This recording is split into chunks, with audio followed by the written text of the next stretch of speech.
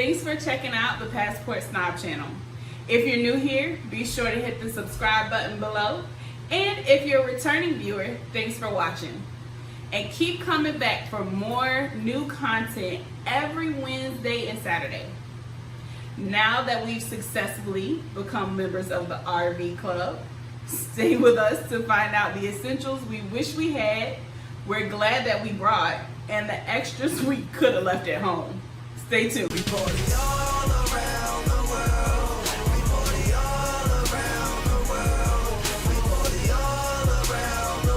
We'll start with what we would have liked to have had. So definitely wish we would have brought a broom to keep the floors clean. We didn't think about the foot traffic, right, of just in and out of the RV, especially at the RV campsites, which typically it was just dirt and gravel. Definitely wish we bought dish liquid, fitting sheets. Maybe we should have purchased the kit that they offered. We just ran into some difficulties, like the top bunk maybe might have been a king with the back bed being a queen, but we just packed some sheets and kind of fared with what we had. We definitely were glad that we brought extension cords for charging devices and sleeping spaces. It was great that there were plugins everywhere, and those extension cords just made it even better so that you could still wire laying down, still fiddle with your phone. Glad we brought lanterns, which we ended up using at the campsite. The 1 or 2 times we sat outside and cooked, those were very helpful. It was dark. We did bring off and citronella, which was great because those bugs were biting. I don't know what's going on. I feel like every year the mosquito problem is definitely getting worse here in the U.S. We brought bottled water, which we ended up using quite a bit, especially because we forgot we had a water pump that we could cut on while we were traveling, so we were definitely using our bottled water even for washing hands. We ended up buying shower caddies and shower shoes. We did not use the RV shower, so those came in handy for carrying our clean and dirty clothes, our towels, and our toiletries, being that we used the community showers that were available at each campsite. But if you plan to use your RV shower, by all means, you don't need that stuff, right? We had gloves to empty our gray water. No one's trying to touch that, right? And just gloves, period, in the pandemic is a necessity. Trying to minimize our exposure and our risk.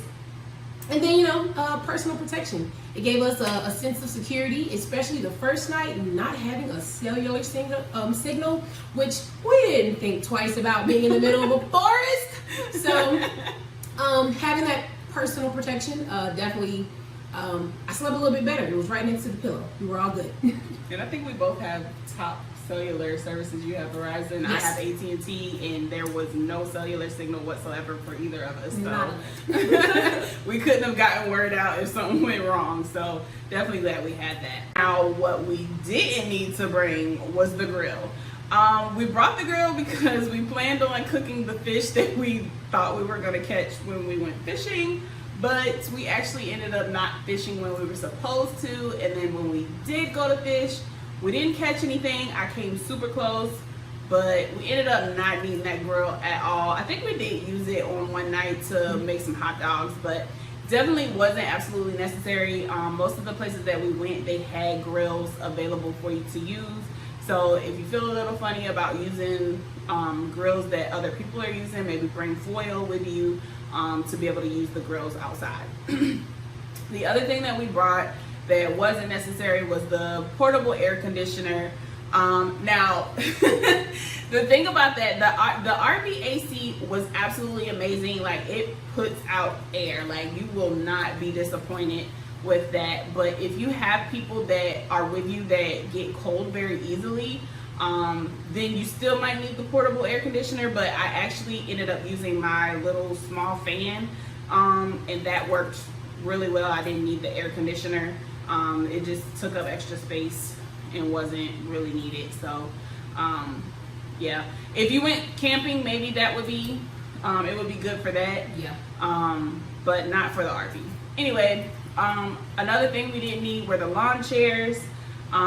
Especially you know, if you do your research on the RV park that you're staying at, 2 of the 3 of our sites that we stayed at, they had seats directly at our spot. So if you do your research and you check out the place that you plan on staying, or the places that you plan on visiting, you may not even need chairs to sit at. The Bluetooth speaker, we brought that with us based on our itinerary. It wasn't an essential for us that we brought it, but we thought we might sit outside and want to listen to some music or whatever. But most of the sites do have quiet hours, which normally start at 10 p.m. Not to mention that for our specific itinerary, we didn't really have a whole lot of relaxing time, so we definitely didn't need the speaker. Portable batteries, we had so many phones. We had, I think, a total of 4 phones with us, just so we could make sure we get you guys all the content. And you know, we were recording a lot, taking a lot of pictures, doing stuff for the YouTube channels. But there was never a time where we ran out of battery. Like, everything pretty much stayed charged. I don't even think, as far as like recording, we ever got low on battery either. So, but then we kept the phones plugged in to the car charger. Yeah. In the front of the cab. Yeah. So we definitely didn't need the portable batteries. I always carry one anyway, but it's not a necessity. I had 2 big heavy ones. But based on this experience, if I had to do it again, I would rent the RV from my original destination point. Just to have been better organized for the trip as well. I think if I would have rented from, you know, we started in Greenville, if I would have rented from there, I could have spent more time packing and putting my things that I wanted to take with me on the RV neater and more organized than what we were. And for me, I would have liked to purchase needed items once we picked up the RV. So kind of the opposite of her. The original destination, yes, for sure, right? A little less, kind of just additional movement that we had from vehicle to vehicle. But I would have liked to have purchased the needed items once we picked it up, because I like to travel light. Even though it would have been a bit wasteful, because you know, what we don't need, I just would have thrown in the trash first. Like, we carried all of it back. So I'm one of those people, if I don't use it, I'm gonna throw it in the trash. But yeah, definitely that's my preference on just, if you know, next time do it different. Great. Well, we want to thank you guys for watching. We hope that you are more prepared for taking your RV trip. Now you know what things you need. We'll be glad that you bring with you and what you absolutely don't need to bring on your RV trip. So for more content on tips, tricks, reviews, and hacks, make sure to subscribe, hit the notification bell, like, and share.